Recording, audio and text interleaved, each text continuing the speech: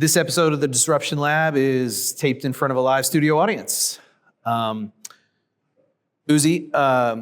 construction is a uniquely complex industry. Old playbooks, but like new expectations that you're starting to see across the industry. What first made you say, we can solve this with AI?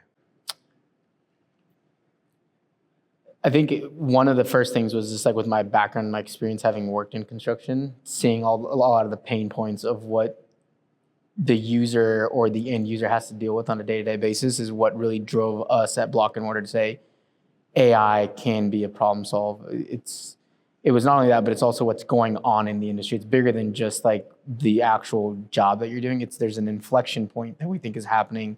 Not even think, it's actually happening in construction where a lot of the people that are knowledge holders are about to retire. Sure. And so for us, it was like, the directive, and if you're reading anything on any, whatever your news sources is, we have to build more, we have to build bigger, and we have to build faster. Well, how are we going to do that was what we started thinking at Block Mortar is if these knowledge holders are all going to walk out the door, the boomers are going to leave, the next generation of leaders comes in, how are they going to get that 40-year experience to be the experts, right? Sure. As a solution-oriented founder, technology was what we thought was going to solve the problem. And specifically AI, because AI has shown now in a commercial setting, it's got the ability to take a large set of unstructured data and drive a solution that can be used on a day-to-day basis, which is what we were kind of where we started in the construction space to build out. So when you talk about your end user, I'm thinking about, the breadth of people that touch a project. Who specifically is a Block and Mortar end user in kind of the way you've set things up? The long-term answer is everyone. That's the goal. Is we want to help the entire ecosystem, because the solution isn't just good if I solve one person's problem, because it is such a complex industry, right? We have to create solutions, and that's where I think a lot of the software solutions in construction today, while they might be great, and some of them are billion, trillion-dollar companies, but they only solve one user's problem. And this is such a complex industry where we have to be able to collaborate. As an owner, I need to be able to understand what my GC is doing on a day-to-day basis, but I don't have the time to go get a construction management degree. The construction manager needs to be able to interact with the banking partner, but doesn't have time to become a finance expert. So with Block and Mortar, and one of the reasons we call ourselves Block and Mortar, right? Block is each individual module we're planning to build within our platform and ecosystem. Mortar is the AI that intertwines it. So if you just think about that in the sense of construction, right? How can we use AI to help a developer collaborate with a GC quicker, right? And be able to speak in the language that they and that user needs to be able to understand. So today, though, we're really focused on the owner developer. So when you think of owner developer, that's a very blanket statement too. So what we're talking about when we say owner developer is anyone that's building a multifamily unit, right? 200 units are being built in Plaza, that could be your owner developer. If Kansas City, they just built the airport, Kansas City became the owner developer. So the owner developer could be anyone. But for us, the definition is the person or the entity that's at the most financial risk of that project going south. And when we did that product research, as we started building out our product, was they had no solution. They were still using spreadsheets. They were still using Google Docs. They're still using emails to communicate. And you're talking projects that might be $2-3 billion. And it's like, why is that the solution?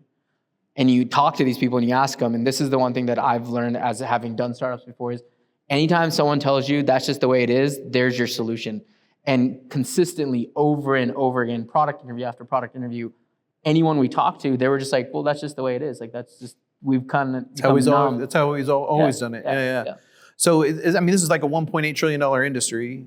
Like you mentioned, it is still rooted very much in paper and spreadsheets and kind of this legacy view of how work's been done for a century. Yeah. What, in your view, makes it ripe for disruption right now? So, one is that inflection point, right? So that would be the first thing I would say is it's this inflection point where technology can kind of help bridge the gap of knowledge transfer. The second part of it is you're starting to see, companies we need to move quicker. And the only way you can move quicker is by having better insights, right? So at Block and Mortar, we have 3 major pillars that our company's built on: automate, insight, and collaborate, right? What can we help automate for our users? What can we help give you better insights to using data that you might provide or we provide? And then that should lead to better collaboration. So that was the second part. And the third part is it's what's going on in this, in this economy, in the political landscape is some days we're probably going to have a 30% tariff and other days we're not. That is risk that the owner has to take into account when they're doing project feasibility. That was the other reason why we felt like right now was such a great time to introduce a technology solution that can give you, because as an owner developer, the only way I mitigate my risk is I sign on the dotted line and I kick my project off. So the longer I do my feasibility study, the longer I kick the tire on my project, I'm opening myself up to tax rates, the interest rate going up, commodity prices changing, labor shortages. So that's the idea behind Block Mortars. We want to get the owner developer to a quicker decision on, yes, I want to take the project on, or no, I don't. Even if we get them to a no, that's still a really good solution, right? Like I'd much rather you spend 2 weeks and get to a no than you spend 8 weeks and you still get to the same no, but now you've lost the additional 6 weeks that you could have been putting on a actual net driving project for your company. Yeah, those are real dollars. Yeah, I mean that's real investment that they're throwing in a hole if they don't do that. So, in your work, where do you see most of the? So you mentioned that there's other tech solutions out there today. Where do you see a lot of the frustration with builders today? Whether it's tech not understanding construction workflows, or tech not working the way it's supposed to, or I need a solution for this and I don't have one yet. Where do you see a lot of that frustration right now? A lot of what if you really do a deep dive on the construction software industry, a lot of them, they'll tell you that they're designed for all the key stakeholders, but most software solutions today are designed for the general contractor. Procore, Autodesk, some of the big names in this industry, while they might say, and they might have some of these other small features, they're not designed for those other users. They're not designed for the owner developer. They're not designed for your funding partner, your banking partner. They're not designed for the insurance partner. They're designed for the general contractor. And what you see happen, which imagine yourself in that situation, when you get invited as a collaborator on the platform and you have no idea how the platform works, you're not going to use it. The number of owner developers we talk to that are like, I'm afraid to just log on to Procore. Or I actually was on a conversation with a developer out of the Portland area, and she didn't hide her feelings. She goes, I hate Procore. It's a glorified Dropbox, right?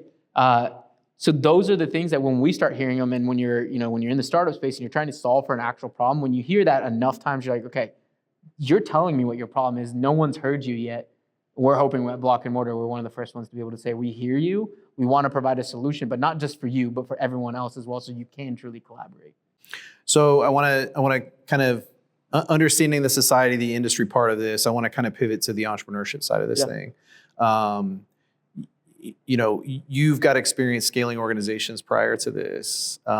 What have you learned about deploying enterprise AI that other founders should understand as they're, you hear a lot of the buzz, like there's so many solutions, AI can solve so many problems, but there's a trick to doing this in an enterprise space. So as a founder, as an entrepreneur, what have you learned that you think they should understand about that?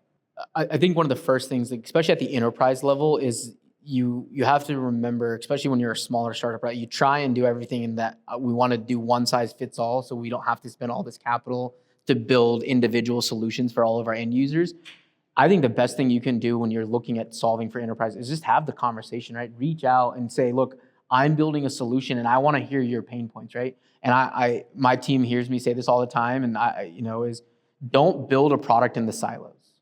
Right? And I think a lot of entrepreneurs do that, where they're like, I know the problem because I've faced it myself, but you faced that problem in the way that it affected you, not the way it might have affected another user. So just go ask them, right? And what that does for you is two things. One, I think when you start building out kind of in the open, whether you're calling it a pilot or whatever it is, you're going to get real-time feedback. And trust me, your tech team will love you because they don't have to go back and rebuild a product in 2 months because you told them to build it one way. And then 2 months later, you're like, scrap it, we got user feedback. Go get the user feedback as you're building, and you'd be shocked how many companies right now, because of the buzzword AI, want to partner with innovative companies because they can't do it themselves, so they want that partnership to say, hey, this is our problem, could you solve it for us? We're happy to provide you data, we're happy to provide you subject matter expertise, and then that lets you truly solve for 1 or 2 enterprise customers, and then that's how you kind of grow from there. So I'd say just email and pick up the phone, go talk to them and figure out what their problems are. I think as society and as humans, we love to talk about our problems. Even if you're willing to listen, you'll find the solution in that. The people share that all the time. So that's one of the best advices I've gotten and I would give to another entrepreneur. I think people, so coming from the enterprise side, coming from that world, I think people underestimate, how many large companies, they have all these problems, but they have this prioritization line that they draw, this fiscal line of funding that they draw. And then there's all these opportunities that sit below that line forever and a day. Yeah. And there's some product manager in the company right now that's frustrated because their project isn't funded. And if they could find a startup to like do that work on their behalf, and then they could bring something in that's, vetted or market validated, there's your opportunity. That's engaging in enterprise. 100%. They haven't done that homework. And when you start doing that homework, right? When you start having these conversations, like what I tell any founder or someone that's just getting their project and you're talking to enterprise customers is, who knows, that could be the person that buys your company. Right? If they're a large enterprise customer and you solve their problem, you might have just set yourself up for an exit. So look at it that way, right? Like, let me hear your pain points. Let me go build a product. Any good entrepreneur always has the idea of how do I get this and what's my end goal, right? If you're not thinking of that, that's another way to look at this. Like, let me start having these conversations with some of these enterprise customers. They might be the ones that come back in 4 to 5 years and write you that big check and say, we just want to ingest that now, rather than go give that product manager. We'll just have them take over your company or you get ingested. All the successful, startups have done that, and that's a very time-proven playbook. And I think it's, especially in today's market, that's the best way to get from zero to that big check if that's what your goals are. So, I mean, I know of a guy working at Burns and Mac right now. He was an acquire hire, right? They acquired his company, but he it was to get him and the talent from the team because they'd worked with him previously. So I mean, it happens for sure. What's your founder story? Like, how did you go from where you were to where you are here? What was it? What was the trigger for you to say, all right, I'm gonna start this? Yeah, it's been a crazy. So I've been in startups for over 10 years now. Right when I left college, I took the leap of faith and worked for a startup here out of Kansas City. And I've seen startups. I was a part of a startup that filed for Chapter 11. I was a part of a startup that got acquired. Most recently was part of a startup that got acquired again. So that I've seen both sides of it, and I'd always said that at some point, something in my gut was like, I will get the opportunity to build something of my own, and when I get that opportunity, I'm not gonna let it go. And I was actually, funny enough, I made that last exit, and I was looking at going on the VC side. So my background's originally in finance, and I was like, I've done enough startups. Let me go help, be on the other side, and I can be an operator and help not only write the checks, but help some of these startups, mentor them, and help them get there. And I just happened to, they always say never turn down a lunch or a coffee because you never know where it goes. I just took a meeting and I was talking, Brad Harden, who's on our board, he works for Diode. He pitched me one of his ideas and I counter-pitched in my idea. And I think my idea won because like, let's go do what you're talking about. We'll come back to my idea. And so that's where we started. We started back in last August and we've been kind of grinding and we've actually already pivoted once, right? Originally we were building more of like a project management solution and we kept listening to our end user and it really told us like, we might need to make a pivot. And we made that pivot early in 2025, which has been, it's night and day with the feedback that we're getting. So I'm glad that we were nimble enough to do that, but that's kind of how we got to where we got to is, it started off with just a coffee meeting that turned into something bigger and better. So just, I guess, right place, right time. So construction plus enterprise SaaS are very sales heavy relationship. It's a relationship game. How are you as a founder with your team or just you in particular, how are you balancing kind of that product development mindset with that in the field, customer facing kind of feedback and those relationship pieces? How are you handling that? So a lot of where I'm using it kind of to both. I'm doing a little bit of both. So we're fortunate enough that we have, Jeet Das is, he's our fractional CTO. So he's helping, and he comes from a lineage of successful entrepreneurs in Kansas City. So it's nice to have someone like that understands, what my strengths are. So we can riff off each other. But a lot of what my conversations from the sales side, I learned this pretty early on from one of my mentors, was when you start a startup as a founder, you should be the chief salesperson for the longest time. And I've seen a lot of startups make the mistake where they'll get to a really good spot and then they'll go hire a VP of sales, and 9 times out of 10, they probably fire that VP of sales because for some reason they weren't the right fit. Well, they weren't the right fit because up until that point, you've been the person that tells the story. No one can tell the story better than the founder. So I'm actually leaning into that right now. So I want to have those conversations because if I can't close that deal, I get product feedback that then I can take back to my tech team, right? And Sure. So there's still a benefit in those meetings to me. And I prioritize any sales call, any pilot conversation over other conversation because there's true value to be had there, especially when you're a startup, you have to grind that way. So, that was kind of the mindset is one, build the right team, right? Someone that you can trust, that you know where your strengths and where your weaknesses are, right? I'm not a tech founder. Technology is not my background in the sense of like coding and all that. So I was able to find someone that balances me out. Where my skill set is it's in sales, it's operations, it's scaling a business, go-to-market strategy. So I'm able to do that on a full-time basis, but still be able to provide leadership where needed because of the feedback I'm getting on these sales calls. What should we be building next? Then that way I can keep that, the technology team in line for future product roadmaps. So what do you think that transition looks like for you then at some point in time? So you talk about, a lot of people will bring on that VP of sales or a sales leader, doesn't work out because they're not ready for that narrative. They're not ready for that element. Have you been thinking about what that looks like at some point in time for you or based on past experience? Yeah, I think from past experience, what I've noticed is if you want to just like a number, I think when you start hitting about 1 to 2 million ARR, you should at least try and 2x yourself, right? And maybe it's not go get a VP of sales, you go get a senior account executive. Bring someone else on that way because you can only do so much as a sole salesperson. Sure. So I think it's let the market will tell you, right? If you realize that your time is now stretched thin and you can't make meetings, that's going to be your first litmus test of I need to go hire someone. It doesn't have to be a VP.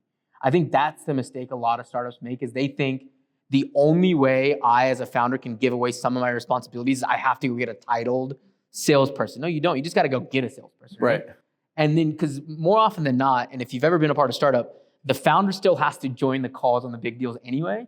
So go get someone that you could maybe even groom into the VP because now that way that person understands the pain points and is better situated to take on that leadership role. What you see happen all the time is the startup is going to go get someone, and I apologize if you're from like the Wall Street. I've seen this over and over again. We made this mistake in my previous startup.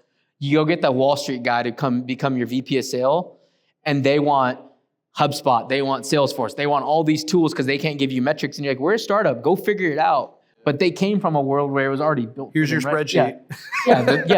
You go build a spreadsheet, tell me what you need. And I think that's the mistake a lot of startups make when they hand off that sales, leadership from a founder to another leader is they bring someone in that doesn't have the right skills.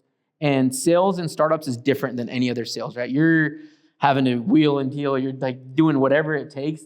They'll call you at 6 p.m., 7 p.m. You're going to pick up that call because this might be my one time to close them. So I've always seen better success from previous startups. And that's kind of my mentality here is go find someone that I might be able to groom or someone from the industry that has a better ability to come and take in that leadership role. So you mentioned that you're not a technical founder. You're in a highly technical space. You're building a highly a tech-based company. How have you handled being a non-tech founder per se? How did you find a co-founder? Yeah. How have you managed that in the early stages? I saw you just got sandbox funding. Yeah. Congratulations. How are you now thinking about, the technology side of the business? Yeah, so a lot of my free time is reading articles, listening to podcasts, and then I've been doing a lot of vibe coding. Okay. I know it's a buzzword right now because I want to learn that, right? I don't want to be the founder where I don't have enough time. I want to be able to relate, right? And I think the only way to relate is you roll your sleeves up and you get dirty, right? You learn the lingo, you learn the language. I've been doing a lot of that, right? Especially in the AI space that's moving at a rate that you wake up and there's something new out there. There's a new model, there's a new something. So it's really making sure I spend some time and am on top of it. The biggest thing is when you become the face of any company, right, you are viewed as the subject matter expert. So it's upon you to become that subject matter expert and you have to go find the resources. So for me, it's, conversations like this, right? Listening to other podcasts, listening to what other founders are doing, reading books on AI, wherever free time I can get. From my newborn, I will spend kind of learning AI and all that stuff. I love that. I mean, that idea that, and I've said this, led product organizations as the product owner, you are the advocate, you are the champion, and you are the one they're going to look at that needs to be the expert. So if you're not the expert in your product or in your domain, you're not doing your job. Yeah, I love that. So, you're building AI for a physically grounded industry. Yeah. How are you building trust? How are you ensuring adoption? How are you managing some of those elements? Maybe not at the decision maker level, but now at the user level. Mm-hmm. How are you starting to drive some of those things out? And have you thought about a lot of that? And we have been. I mean, that's one of the biggest things that I, again, not being technical, but one of the things that I told my team was, we're never going to build in the dark. Let's go get user feedback, right? And that's how we're ensuring we're building something that's going to get good adoption, right? So a lot of the pilots that we're doing and the people that we've been fortunate enough to bring on early on in our infancy is they understand that they're not only helping with the product roadmap, they're getting they're innovative companies that are going to be able to like punch above their weight class, but they're also providing us very useful feedback that we're using, because then when we do a full go-to-market in a certain market or certain vertical, we can lean on their goodwill, like, hey, so-and-so is using this. They helped us build it, and we'll know the pain points, right? I use a phrase of like, meet the user where they are, and in construction, that couldn't be truer, right? Like, people in the field don't want another app. They don't want another, they don't want to be big brothered. So for them, our solution looks like we do text integration, right? They love to text. That's how they send their updates. But someone that's blue collar working at the office, where they need to be met is they don't have enough, their time during a workday spent doing email. So these are all things we learned through product interviews, sitting down with them. Again, going back to what I started with, is listening to their pain points, because they told us this. They said that if I'm a project manager, I go into work, I spend 8 hours just doing emails, because I sent one email off and that email became an entire day back and forth. And then I get home and that's when I actually do project management. That leads to burnout. That's why you see construction being one of the industry where people don't want to go to it, because there's this like, I'm going to, be burnt out. I don't want to do that. I'm going to have crazy hours. Where can we solve that problem? And that's how we're making sure that the product we build will solve true user problems, is by having those conversations, giving them early access to the platform, and getting feedback and iterating quickly to solve those problems that they bring up to us. So Uzi, break that down for me though. When we talk about getting user feedback, we talk about, meeting the users where they are. We talk about, validating and listening to the end user. I mean, in many ways, a lot of people can hear that, but that still sounds like buzz phrases. Yeah. Like, what does that look like in a very tactical sense? Are you looking over shoulders? Are you on site? Mm-hmm. Are you like, how are you generating that feedback and absorbing that into the workflow? So the way that we do it, right, and the way that we've done it, and this is not just at Block Mortar, how I've done it in previous startups, is like, so we first sit down and we're like, hey, like, talk me through your workflow, right? So let's talk about like our initial solution being for the owner developers, right? So it's, hey, let me sit down with you and walk me through what your current deal flow looks like. What do you go through? What are the steps you're doing? And then I turn around and create essentially a flow chart. And I say, did I get it? Is this what you're talking about? Okay, now let me start figuring out, like, is it safe for me to assume that there is a pain point here? Confirm that for me. Okay, cool. Now you've confirmed a pain point. Let me go back with my team and say, hey, the solution we're building, can we do this? Because I don't want to be the founder that promises a solution to my tech team's like, you can't do that. But then we go back when we built it and say, test this out for us. Does this work for you? And if not, what are we missing? Then we go back. And so it becomes this back and forth. You have to be very clear with some of these early adopters that that's what it's going to be like, right?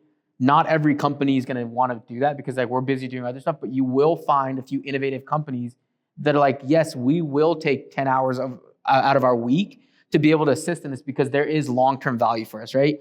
Call it R&D for the company, whatever you want, but they will see that, and that's how we do it. It's a constant back and forth, or we'll go build it and then make sure we get feedback before we get any further, because what we don't want to do is start stacking on our tech stack, and now we have tech debt that we can never go back and fix, and we're making Band-Aid solutions. So that's really, it's simplest communication is how we've solved it, and so far we've been getting good traction with all of our early pilot adopters.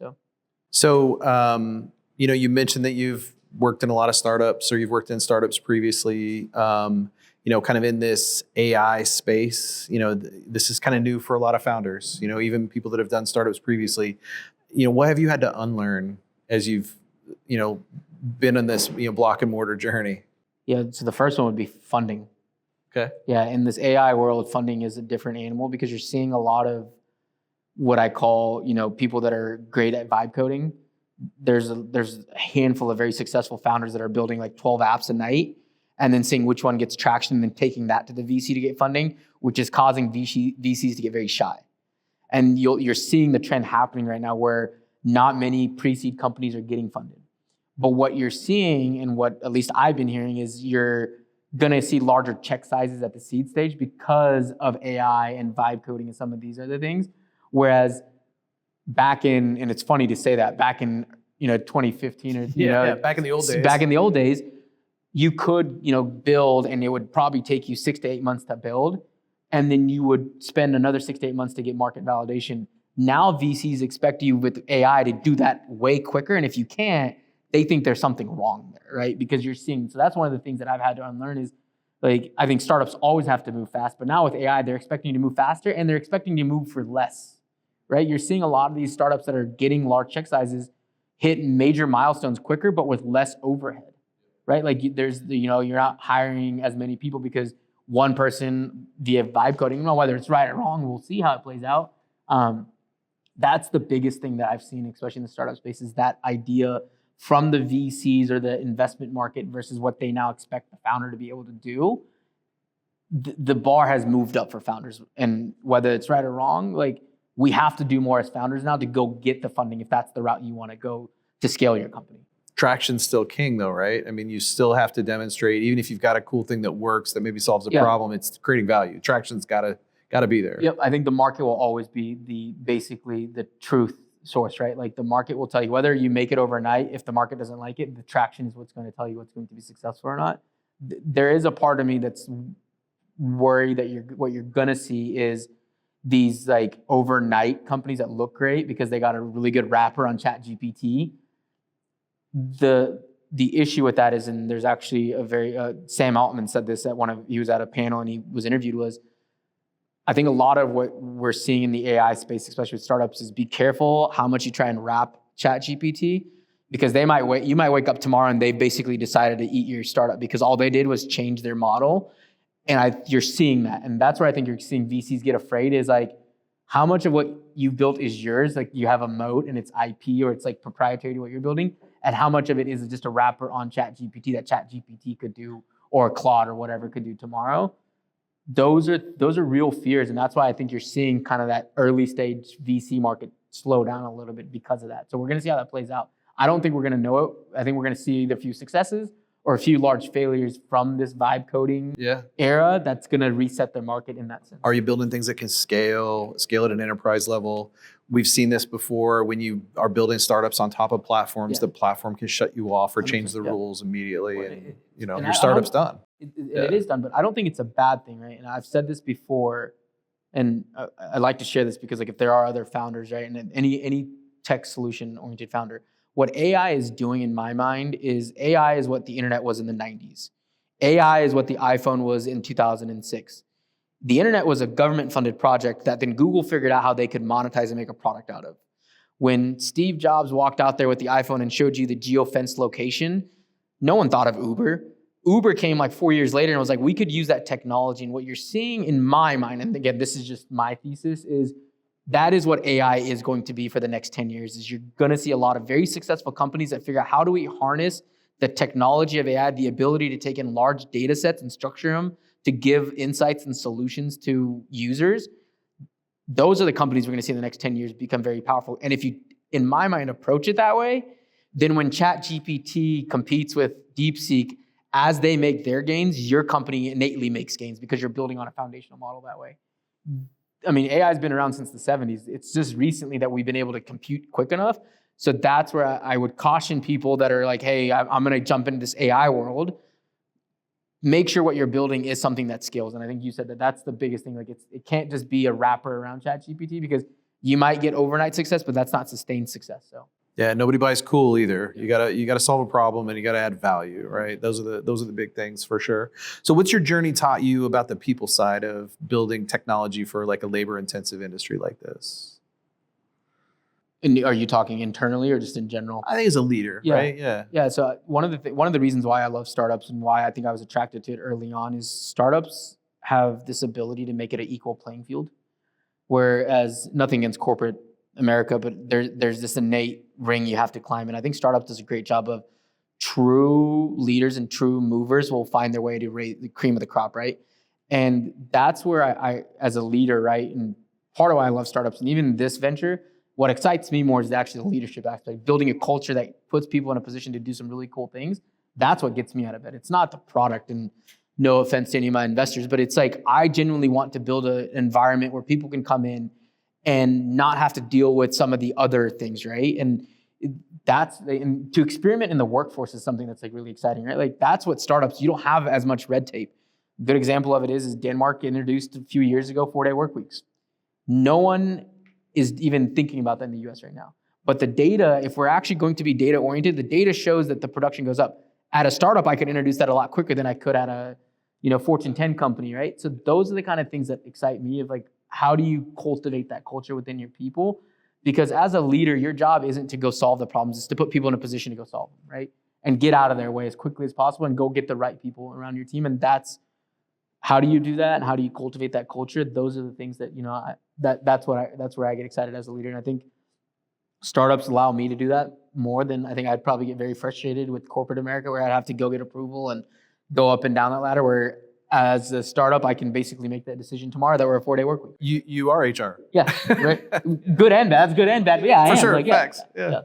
Definitely. I think that's being able to make those evaluations, make those decisions, be agile and nimble is certainly a benefit to that.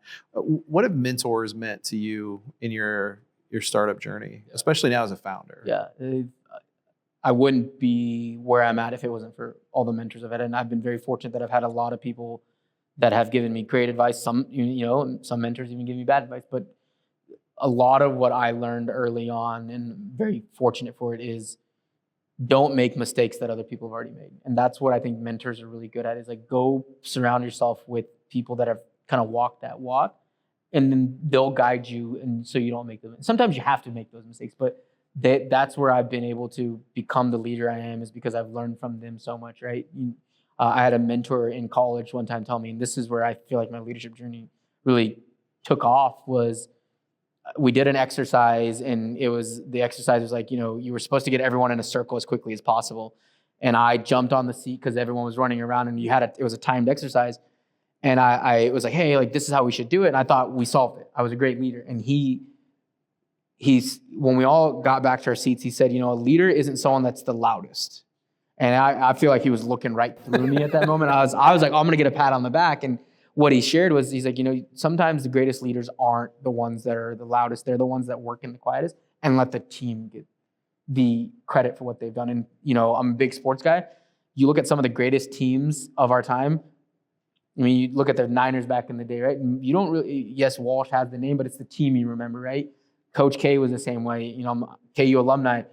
Yes, Bill Self gets his flowers, but it's the team that gets them first, right? And that's what good leaders do, is they, again, put their team in a really good position and get out of the way. And so I wouldn't have gotten those lessons if it wasn't from mentors that were comfortable enough sharing that information with me. But I think it's also being able to receive it. The more you're willing to receive that kind of feedback, whether it's constructive or good, that's how you become more well-rounded as a leader. So, would you say your mentors, did any of them come from like advice from someone that maybe didn't have industry expertise, or, someone that didn't have, maybe that perspective, that there was just an objective view of something that you were dealing with? Have you run into those situations with mentors? A lot, yeah. I mean, like there's mentors that are, some they're professors in college, right? What I'm doing, what they're doing, two completely different things, right? And feedback that they've given me, right? Like, how do you collaborate? How do you create an environment for, as a leader where people can give feedback? Those are things that I've learned through mentors. Part of it was me asking, but those are the things that I've learned from people that aren't in the industry. And then meeting people that are from different, verticals, right? They might not be in the construction space, but they're in a, semi-adjacent or completely different. Those are also, areas that I'm getting feedback from my mentors, and I make sure to make a point of it to check in with them to keep that conversation going, to be able to get that feedback. As a leader, how important are milestones for you?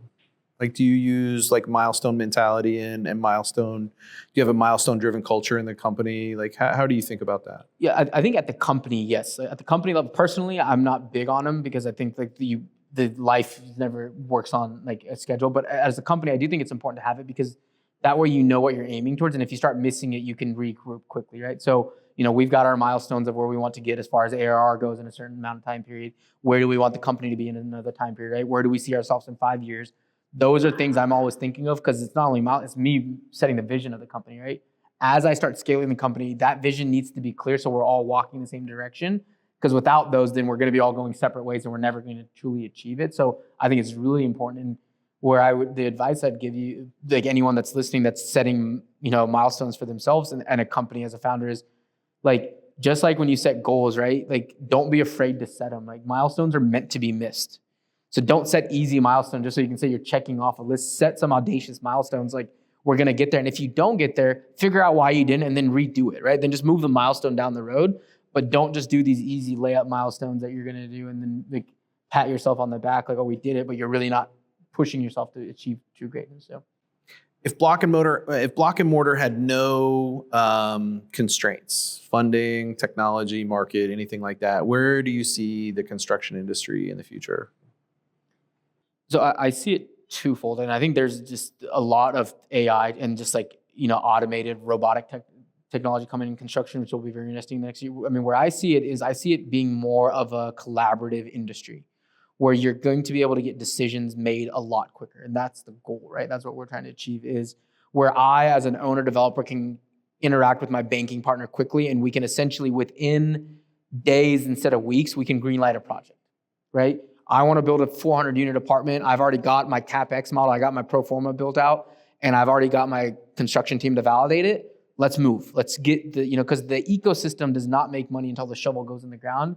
How can we get that there quickly? And I think that's where I see construction going, is these tools will allow these decisions. Again, I go back to, right, automate, insight, collaborate. That's where I see construction going. And there's this nomenclature that construction hates technology. They don't hate technology. They hate the wrong technology. They want technology, but what they don't want is someone from Silicon Valley who's never stepped a foot on the job site to tell them how to do their job, which is why we go back to this idea of meet the user where they need to be met. You have to hear their story, because too many times, too many startups, too many software companies think they know best and they've never put a hard hat on. And that's the easiest way to kill it. I mean, construction, they'll be your best salespeople, but they'll also be the quickest to take your product out back and shoot it because like, we don't want it. And that's the nail of death. Like, if a construction person does not like your product, I don't care how much money you have, they'll never adopt it. So you need to solve for their true pain points. What's happening in construction reminds me a lot of the automotive industry. The old automotive industry, the way automobiles were developed, it was very much a supplier relationship, and the auto manufacturer held all the keys and all the power and all the leverage. And I think construction has maybe that same mentality because of the legacy, and that there hasn't been a lot of innovation over time. But now when you look at automotive, whether it was the failure of Detroit and the move to Silicon Valley for a lot of these auto manufacturers trying to embrace innovation, or whether they now understand, and I think this is your point, the collaborative nature of what it's going to take to build the car of the future, that it can't be an industry this way. It has to be a horizontal view of all this different technology that's coming together. I think construction's moving in that direction. It feels like it's moving in that direction. Yeah, you're seeing the construction industry start adopting standardization a little bit more. I think that was one of the biggest things in construction, was everyone was like, I'm doing it my way. I've got the secret sauce, and this is what makes me. And you're starting to see there's starting to become standardization. I mean, people forget that, a lot of the safety regulations weren't a standard, right? Each company did it their own way. And then we had, organizations step up and say, we have to have it equal playing field on construction sites. Like, you can't have hard hats on one side and not have them on the other side. We need to have a standard. And you're starting to see that. I'd actually even say healthcare is a great example of it, right? Like, we forget that healthcare, everything used to be on pieces of paper, right? And they kept it that way because it was supposed to be secure that way. And they took so long to adopt technology. And when they realized that they could collaborate quicker from the hospital to the clinic, to the pharmacy, to the insurance provider, if they all agreed to start putting stuff in a data set and standardizing a lot of it, that's what led to a lot of where you're seeing some very successful, even out of Kansas City, a lot of very successful healthcare software companies, was when the industry realized we have to adopt, right? And I see that same kind of inflection point happening in construction. Is typically when there's a labor shortage, you're going to find a way to make yourself work quicker and better and still be as efficient. Technology has always been the solution in my mind when those are your goals. So necessity is the mother of invention. Yep. Yeah, for sure. Where do you see the company in 5 years? Where do you want to see the company in 5 years? We're still based out of Kansas City. We won't leave Kansas City. Why is that? Why is that important to you? I've always said, as a KU alumni, I grew up in Emporia, Kansas, and Kansas City's always been, home. We're an hour and a half away from Emporia. I think Kansas City has the talent to compete with New York City and Silicon Valley. And I want to, I can say that, or I can walk the walk. And this is me genuinely. I want to build a company I know people get freaked out by it, but I don't see why Block Mortar is not a $1 billion company and why we can't do it out of Kansas City. The other part of it is I think Kansas City gets overlooked. We've got 3 large engineering companies that are in our backyard. We've got 2 large construction contractors in our backyard. I mean, the market, what better story to tell that a software solution for construction came out of, the Midwest, where we have all these other experts that I can lean on to build a software solution that works. But I'd say in 5 years, we're hoping that we'll be, sitting roughly with our forecasted, 25 to 30 million ARR, and we'll be about 100 people in Kansas City, create some really high paying jobs for this community and the talent that we have. Why let some of these very talented, engineers, salespeople, name them, leave Kansas City? They'll leave if they don't get high paying jobs. And that's one of the things that I hope to be able to do with Block Mortar in the next 5 years. Yeah, it's fantastic, man. When we talk about the industry that you're in, we talk about it as AEC, right? Architecture, engineering, construction. Where do you see the opportunities that span across that? One thing we haven't mentioned is the architecture side of this very much. Yeah, so but the integration from that end all the way to the other end is huge, even in building ownership or cost of ownership. And that's where, right, the Block and Mortar, right, individual modules tied in with AI. We see this being a full ecosystem play, right? And the reason why that's very important and it's part of our DNA is the data that we can gather from each individual helps the next person or the person in front of them, right? If we do a full project and I can learn lessons from that project, I can train our AI model to be smarter the next time we do another project that's very similar. And so we are looking at that, right? Like, how can we learn from insurance providers? Like, hey, if you use this kind of material, we're seeing a lot of claims come in, so don't build with that, right? Or hey, design team, you're using all these designs. And this is actually a story that I heard from one of our developers was they sent plans over. They're like, hey, we want to build this thing. And they sent that over to the architects team. And they came in and they were like 200 million over budget. Well, because the architect was like, I'm going to go crazy. I want to design the coolest looking building. And the owner was like, architects love to design pretty buildings. That's not what we want. Yeah. But the time to fix that took so long. Whereas on our platform, the vision is we could do that value engineering really quickly. And you could set better parameters so that way the design team does not go crazy, because as much as the design team loves doing that, they're going to have to go back and fix that, right? So it's like, let's make sure we get it right as quickly as possible so we can move it down the pipeline. So you talk about wanting to stay in Kansas City, you want to build your company in Kansas City. Whether it's Kansas City or like just in general, what's missing? What do you wish Kansas City had more of to support the growth of your company? So I'll say it just in general for the startup community. One of the things that I've noticed, and I've got founder, colleagues in other cities around the country. I think the ecosystem, you're not going to get $1 billion company out of Kansas City just because of the founder. That's, if anyone thinks that like Google or Apple just became $1 billion because of their product, no, there was a lot of things and the ecosystem helped it get there. And I think in Kansas City, one of the things that I'm seeing, is the VC firms in this space, a lot of them are talking the talk. I think, and just to put it transparently, it's time for them to walk the walk. That's the only way. Go look at Nashville and go look at Kansas City 5-10 years ago. We were at the exact same spot. Go look at the number of startups that are coming out of it. And the one thing you'll notice is the VCs there were backing founders, they were backing ideas, and they were not making their founders jump through hoops. You and I have had this conversation, like, a quicker no is a blessing than dragging them on and giving them a no down the road. So don't waste the founder's time. And if there is good constructive feedback, give that to them. And if there's small things that are holding you back, tell them that, then make sure when they deliver on it, then you write that check. What I see is you get a lot of VCs in the Midwest, not just Kansas City, that ask you to do something when you go do it. Well, no, now I need you to hit the next milestone. Now I need you to say, well, that's not how the ecosystem gets to where it needs to get to. So that's where I would say is that's the biggest thing that I see in Kansas City specifically versus the Silicon Valley, versus Nashville, versus Austin. Austin's boom didn't just happen by chance. The number of VCs down there, the number of VCs cutting early checks for pre-seed and seed companies, I think per capita competes with Silicon Valley, if not outpaces them. That's why you have such a tech hub there now. It doesn't just happen overnight. It takes all of us.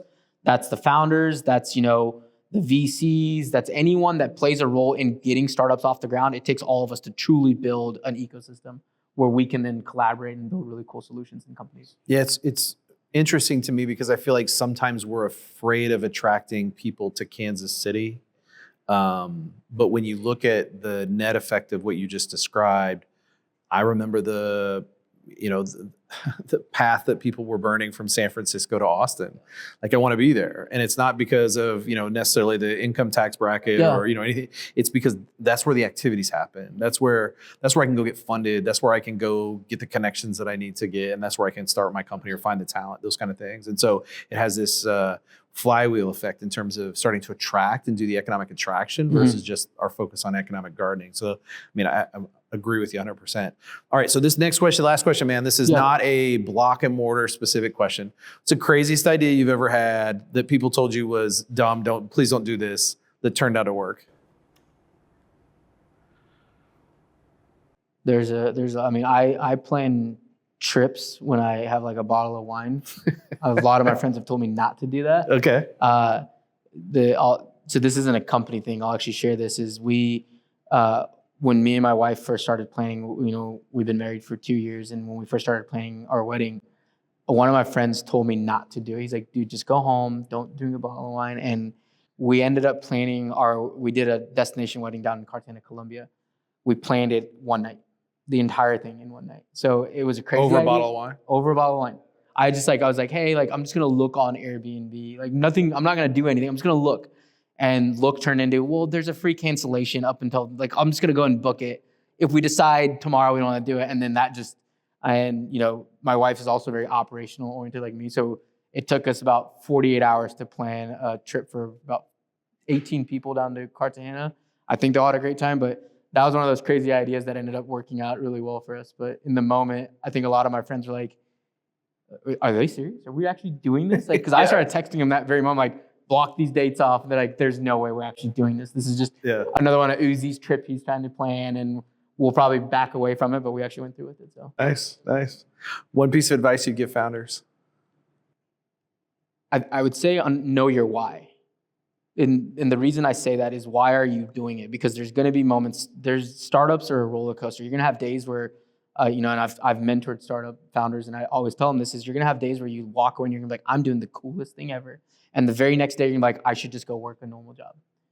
And until you know your why and why are you doing it, right? And sometimes, contrary to popular belief, if your why is you just want to get super wealthy, then just know that and don't shy away from it. There's nothing wrong with wanting to accumulate wealth. I think we in society say you're in it for the wrong reasons, but you as a founder need to know your why, because if you don't know that, when you are faced with major decisions, when you are faced with hardship, you're going to lose it's essentially your North Star. So as long as you know what your why is and you want to take this on, we as humans, we're all given an ability to come up with solutions. We've been doing it since the dawn of human, right? Everyone has an idea. It's execution that delivers true success when it comes to companies. So as long as you know your why and you can stay true to that, then execution comes easy, right? The idea, almost all idea executed right, could be a company. It's the execution that kind of falters on it. So, man, I love your perspective. It's been a pleasure talking to you. I appreciate you being here doing this. Yeah. So I would love to get you back here in a couple of years, talk about where you're at, talk about all these people that you've hired. Yeah, would love to. How you're growing the company. Love what you guys are doing, and happy to help wherever I can. So thanks a lot, man.